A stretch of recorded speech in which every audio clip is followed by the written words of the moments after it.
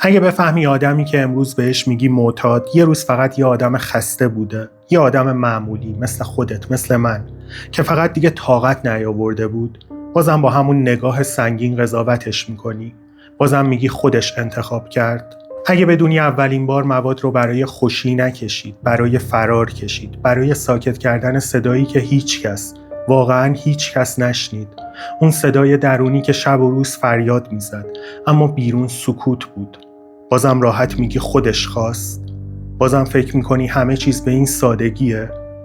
این ویدیو درباره مواد نیست، درباره ضعف هم نیست، درباره اون لحظه های تاریک زندگی نیست که همه تجربهشون کردیم.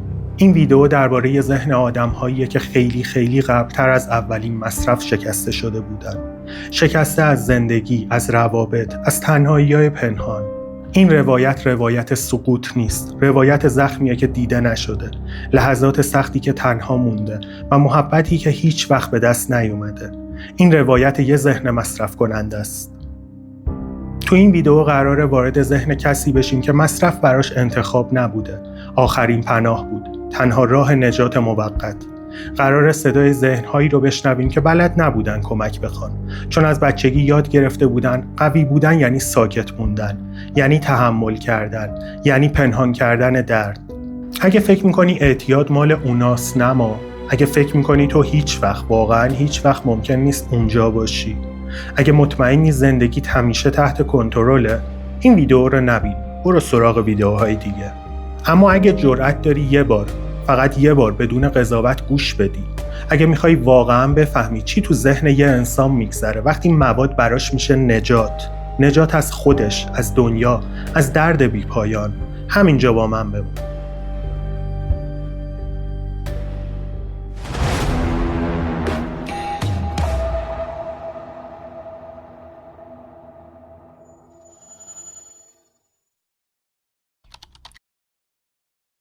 اگه بدونی اولین بار چرا سمت مواد رفتم، شاید هنوز قضاوتم نکنی. شاید یه لحظه مکث کنی. شاید به جای اینکه بگی ضعیفه، بگی زخمیه، بگی درد کشیده، بگی تنها بوده. اون روزا هیچ کس منو نمیدید، واقعا نمیدید. خسته بودم، خسته از بودن، خسته از نادیده گرفته شدن، روز به روز. صدام به کسی نمیرسید. حرفام یا مسخره میشد یا نادیده گرفته میشد. انگار وجود ندارم. و چیزی توی من کم کم خاموش میشد. نور داخل من کمسو میشد. من دنبال خوشی نبودم. اصلا دنبال خوشی نبودم. دنبال فراموشی بودم. دنبال یه جایی، یه لحظه‌ای، حتی کوتاه، که ذهنم ساکت بشه. که این صدای مداوم توی سرم، این قضاوت‌های بی‌پایان، این شرم عمیق، این اضطراب لعنتی که ول نمی‌کرد، یه ثانیه، فقط یه ثانیه خفه شه. مواد دقیقاً اونجا بود، در دسترس، بدون سوال. مثل یه دوست قدیمی که از اول دنیا کنارم بوده، مهربون، بدون سوال، بدون شرط، بدون انتظار. قول داد آرومم کنه و کرد. واقعا آرومم کرد. قول داد فراریم بده از این واقعیت تلخ و فراریم داد، حداقل برای چند لحظه. ولی بهای فرار چیزی بود که نفهمیدم چقدر گرون تموم میشه. شب اولین مصرف من یه آدم گناهکار نبودم. یه آدم زخمی بودم که هیچ کس زخمشو جدی نگرفته بود. هیچ کس نپرسیده بود چته؟ واقعا چته؟ و حالا سالها گذشته، هنوزم گاهی اون زخم سر باز میکنه، نه با مواد، با خاطره ها، با یه بوی خاص، با صدای یه نفر که شبیه گذشته است. من الان از اون شب فاصله گرفتم، بلند شدم، جنگیدم و الان به اینجا رسیدم، به یه جای بهتر. ولی قضاوت ها هنوز پشت سرم پرسه میزنن. آدمی که سمت مواد میره لزومی نداره خلافکار باشه، ضعیف باشه یا بی اراده باشه. کافیه زخمش دیده نشده باشه، کافیه تنها مونده باشه با دردش. کافیه یه بار، فقط یه بار مرز بین نه و بله رو گم کرده باشه. من این ویدیو رو برای تویی ساختم که هنوز فکر می‌کنی معتادها از جنس ما نیستن، برای تویی که هر روز از کنار یه نفر رد میشی ولی نمیبینی چشماش پر از حرفیه که نمیتونه بزنه. و برای تویی که شاید تو همون شبی هستی که من بودم. قبل از اولین بار، قبل از اولین فرار. ازت نمیخوام قضاوت کنی، فقط ازت میخوام منو بفهمی. بفهمی آدمی که سمت مواد میره همونیه که یه روز میتونست یه شاعر باشه، یه نوازنده، یه مادر خوب، یه پزشک، ولی زخمش رو کسی جدی نگرفت. و شاید اگه یکی، فقط یکی، زودتر دیده بودش، هیچ وقت نیاز نداشت توی دود دنبال دیده شدن بگرده.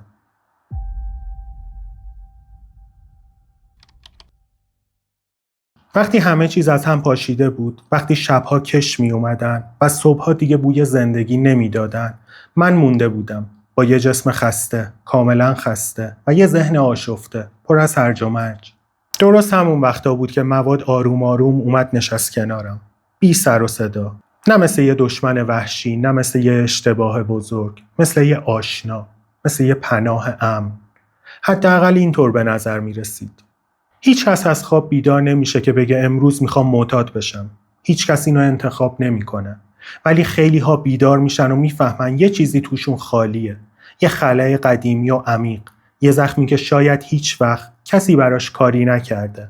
منم یکی از اونا بودم. دقیقاً یکی از اونا. وقتی مصرف برام یه پناهگاه شد کسی نبود. واقعاً کسی نبود.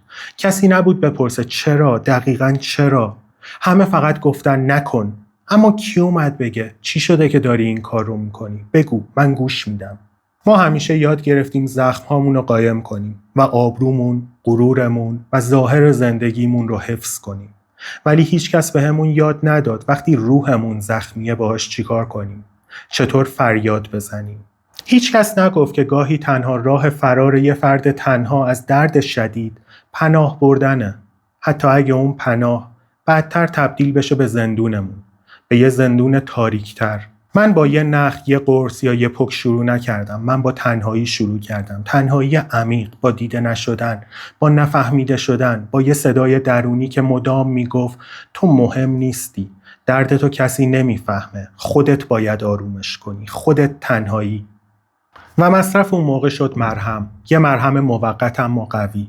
و واقعی. حداقل حسش واقعی بود. واقعی از این جهت که واقعا برای یه لحظه، یه ساعت، یه شب صدای توی سرمو خاموش میکرد و ترسامو بی صدا میکرد.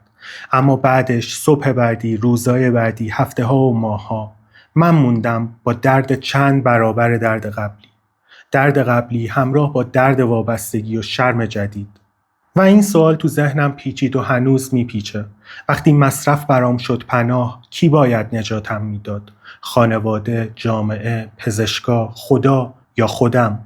حقیقت اینه که هیچکس واقعا آماده نبود. هیچکس واقعا بلد نبود. پدر و مادر، اونا خودشون هم زخمی بودن. اونا هم یاد نگرفته بودن چجوری گوش بدن، چجوری لمس کنن، چجوری بگن تو مهمی، حتی با دردت.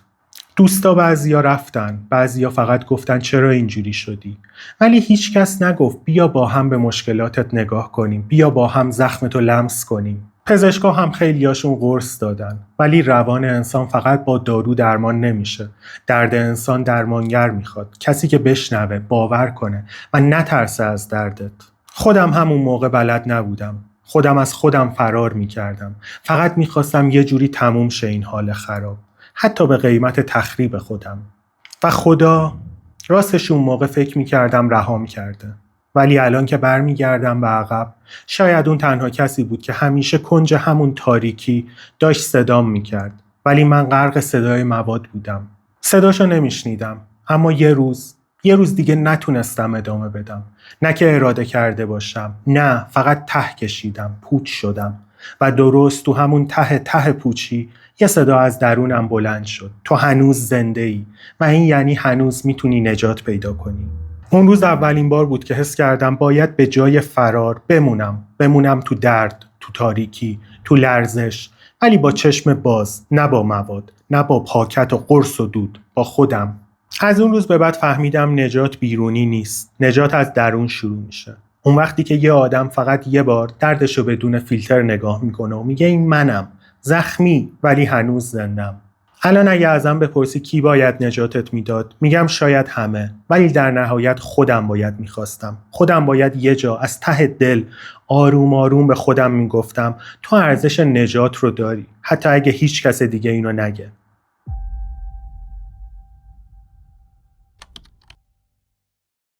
اگه اون شب اول که دستم لرزید و دلم فریاد زد، دارم ته میکشم، دارم غرق میشم، زنگ میزدم به یکی و میگفتم نجاتم بده، کمکم کن.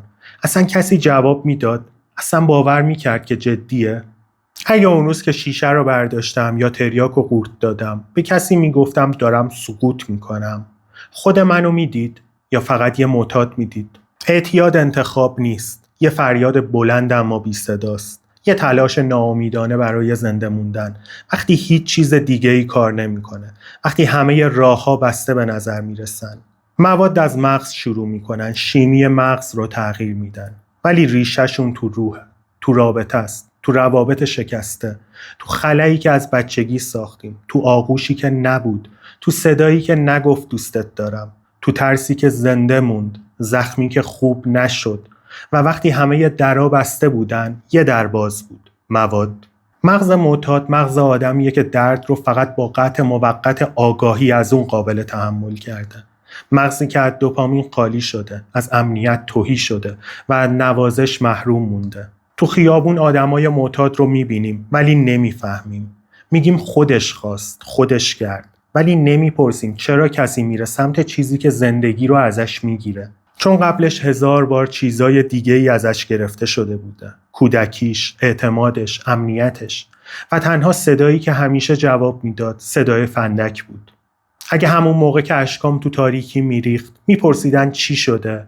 اگه به جای تهدید و قضاوت بغلم میکردن، اگه اون شب که جنسم رو قایم میکردم یه نفر ازم میپرسید چی کشیدی که به اینجا رسیدی، شاید هیچ وقت کار به اینجا نمیکشید. فروید میگفت اعتیاد شورش ناخودآگاه علیه سرکوبه. یونگ میگفت معتاد دنبال ارتباط با نیروهای عظیم‌تره، دنبال تجربه عرفانیه که جامعه ازش دزدیده. نیچه میگفت وقتی زندگی بی‌معنا میشه، انسان برای فرار از پوچی یا میره سمت قدرت یا تسلیم ماده‌ای میشه که احساس قدرت مصنوعی میده. اعتیاد یه زبونه، یه زبون خام اما واقعی، زبونی که فریاد میزنه به هم نگاه کن، واقعا نگاه کن، من دارم درد میکشم.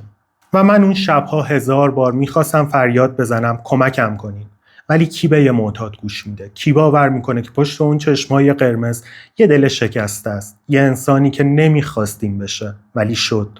حالا که دارم اینو میگم برای اینه که بدونی تو تنها نیستی. اگه هنوز زنده ای یعنی میتونی تغییر کنی، نه با شعار، نه با نصیحت، با دیدن دوباره خودت، با پیدا کردن کسی که قضاوتت نکنه، با ساختن پله به پله یه زندگی جدید. اگه هنوز مصرف میکنی، اگه هر روز با خودت میجنگی، بدون کمک خواستن ضعف نیست، شجاعته. اولین پله ترک فقط کنار گذاشتن مواد نیست، دیدن زخمیه که باعث شد بری سمتش. بنویس، حرف بزن، بگرد دنبال یه آدم امن. اگه نمیتونی خانوادت رو درگیر کنی، دنبال یه گروه حمایتی باش، یه مشاور خوب، روانکاو خوب، رفیق دلسوز. یه نفر لازمه که فقط بشنوه، نه تحلیل کنه و نه نصیحت بده.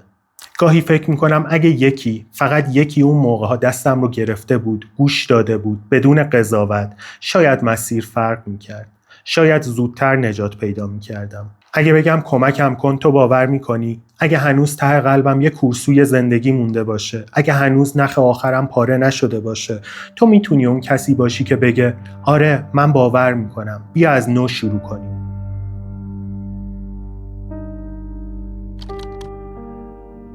تو تنها نیستی. اعتیاد پایان خط نیست. یه فرصت برای بیداریه، بیداری عمیق. کمک خواستن ضعف نیست، ضعف پنهان کردنه، ولی دیدن زخم یعنی شجاعت. اعتیاد آخرین تلاش یه انسانه برای اینکه زنده بمونه وقتی همه راه‌های دیگه بسته شده. اگه امروز یه آدم مصرف کننده دیدی، قبل از اینکه برچسب بزنی یه لحظه مکث کن. شاید اون همون آدمیه که اگه زودتر دیده میشد هیچ وقت کارش به اینجا نمیکشید. و اگه خودت جایی از این روایت داستان زندگیت بود، بدون هنوز دیر نشده. و نجات از همون لحظه‌ای شروع میشه که یه نفر، حتی فقط یه نفر، یه غریبه هم که باشه، به جای قضاوت بگه من کنارتم، تو تنها نیستی، ما با هم میجنگیم. اگه گفتی کمکم کن، این بار یکی هست که گوش بده. این ویدیو برای این ساخته شده که شاید یه جا یه نفر این بار تنها نمونه. اگه این حرفا برات مهم بود، این ویدیو رو برای کسی بفرست که فکر میکنی بیشتر از قضاوت نیاز به دیده شدن داره. شاید همین اولین قدم نجات باشه. ممنون که موندی، ممنون که گوش دادی. تو هم ممکنه یه روز کسی رو نجات بدی، فقط با یه جمله: من میفهمم و کنارتم.